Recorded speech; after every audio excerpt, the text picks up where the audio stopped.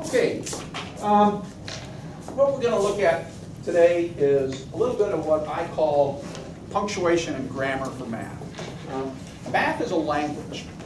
It's an international language, and the math symbology and the way we write math terms out and the way we talk math is common across the world, okay? But we do have, like any language, we have issues of punctuation and grammar that we have to pay attention to. So we're going to look today at interval notation and, in fact, other ways of expressing it as well. So we look at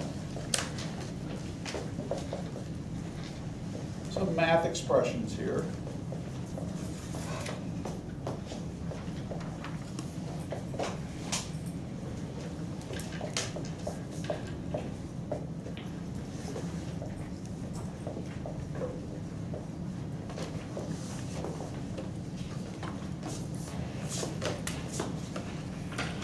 When we deal with number sets in this class, we will usually be in the real number set.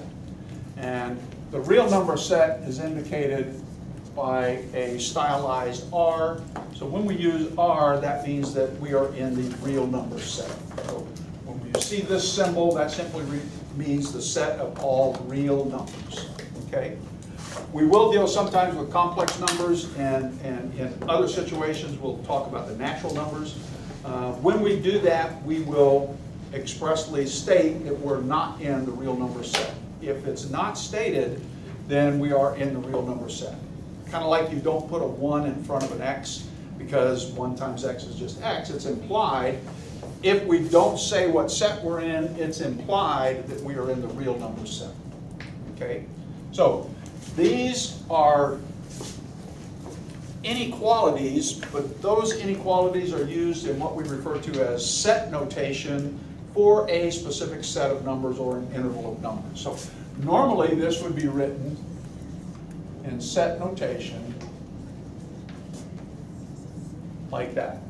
The red portion is not put there when we're in the real number set, again because it's implied. The way you would read this is the set of all real numbers where the condition x is less than 3 is met. Okay? So that's the way you would read that expression. Now, like many languages, there's more than one way to say the same thing. So this would be in set notation. If I wanted to put it into a graphic representation of it, then we set up a number line, and on that number line I want the condition all the values less than 3. So I go to 3 on the number line and circle that as the indicator of where it starts. Now since there's not an equal sign underneath this less than symbol, that means that 3 is not included. In the graphic representation, when it's not included, we simply leave the circle open. And now I want all the numbers less than, so I'm going to color in all the values and color in that arrow. Okay? This less than symbol comes from the fact that that's the arrow on the graph. So the arrow pointing in the number, the direction of the values along the number line, and this are the exact same thing. Okay? Now, a third way of expressing this same set of numbers is what we refer to as interval notation. And in interval notation, I'm going to indicate the beginning of the interval and the end of the interval, and then I'm just going to enclose it in parentheses. So this end is negative infinity. Okay? This end is the number 3, and I'm going to use normal parentheses because the normal parentheses indicates that this number is not included in the set. So this is the set of numbers between 3 and negative infinity. Well, negative infinity is included because that's a concept, not a real number. So obviously it can't be included in the real number set. And since this is not equal to 3, 3 is not included in that set. So this would be one way of saying all numbers less than 3.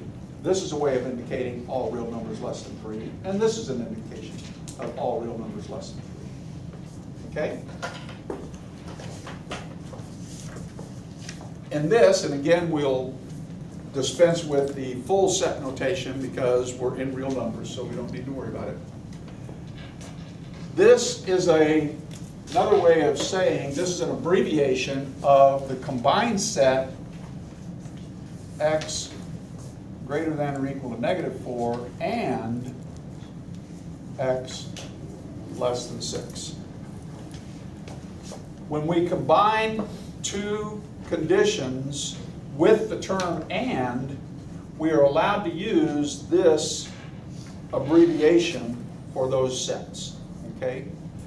The term and implies that both conditions must be met. In order for it to be in the set, it has to be greater than or equal to -4, and it also has to be less than 6. It has to meet both of those conditions to be in this set, and only when we use and can we use this abbreviation. Okay? So now, if I want to put that onto my graphic representation, over here we'll have -4, over here we'll have 6. Now, I'm going to circle 4 as the beginning portion of it here, but now I notice there is an equal sign here. So when I say less than or equal, then -4 is included in the set. So on my graph, I'm going to color that in. On this side, my other end is 6, but there is no equal, so 6 is not included. So again, I leave it as an open circle, and I write it like that. In interval notation, I'm going from -4 to 6, but now -4 is included. So instead of the normal parentheses, I'm going to put a bracket. And that squared off bracket indicates that the -4 is included. The 6 is not, so it gets the curved parentheses. So in the interval notation, the curved parentheses means there's not an equal sign and the number is not included. The square bracket means that there is an equal sign and it is included. Okay?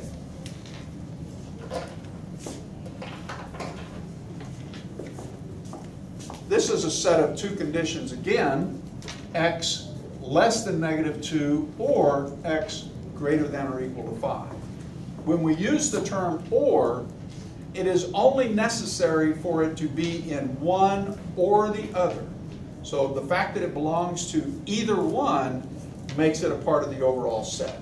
So it doesn't have to belong to both of them. As long as it belongs to at least one of them, then it is a part of the overall set. Okay? So for that one, now again, 0, -2, 5.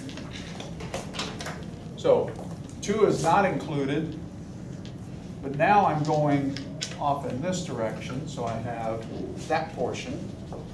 And now I come over here to 5. 5 is included, so that gets colored in, and now I go off in that direction.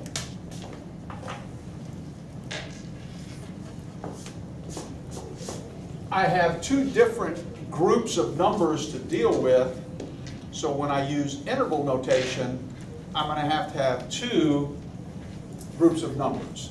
So this one goes from -infinity to -2. Infinity is never included. The -2 does not have the equal, it's got the open circle, so it is a regular curved parentheses. And then I'm going to put union, and this U means union, and since these are sets, now the union of two sets is the combined set as long as the value is in one or the other. And now my other set goes from 5 to infinity. Again, infinity can't be included, but 5 is, so I would have a square bracket there. if we use some kind of a set notation for the term and, it would be like that. Okay, so union and, this would be intersection. Intersection implying that they're both included. Now, the last one we want to look at is one that we have to pay a little bit of attention to, and this is kind of a tricky case when we get to the interval notation. But now we have 3 less than x less than 5, so it is the combination using and. On my set notation, I'll put a 0 over here. Now the 3 is not included. The 7 is also not included. So I simply have the number line that looks like that. Now when I write this one in interval notation, I go from 3 to 7. 3 is not included, and 7 is also not included. But if I looked at this just by itself, not paying attention to anything else, what would I first think? What does that look like? Point on a graph, okay? Just like a lot of other languages, you can have the same thing mean 2 different things. I could have a fly on my wall, or I could fly from here to Dallas. So fly could mean 2 different things depending on the context, okay? So when you see this, as you're reading your math statements, you have to pay attention to, is this a set of coordinates on a coordinate plane, or is this an interval of numbers on the real number plane?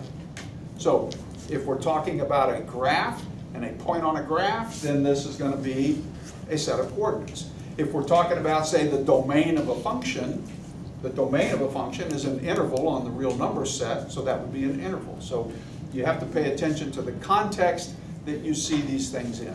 It's pretty straightforward when you have the square brackets or you have infinity included, because those obviously are more distinctly defined as intervals. Any questions? Okay, the front part of your sheet is simply, sometimes you're given one of these and you just have to figure out what the other 2 would be if that one is 1. On the back side, we're going to talk a little bit about looking at graphs, positive and negative, come up with the intervals that represent what you're asked to find about the graph. Where is it increasing, where is it decreasing, where is it positive, or where is it negative, and use one of these interval notations to indicate that interval. Any questions?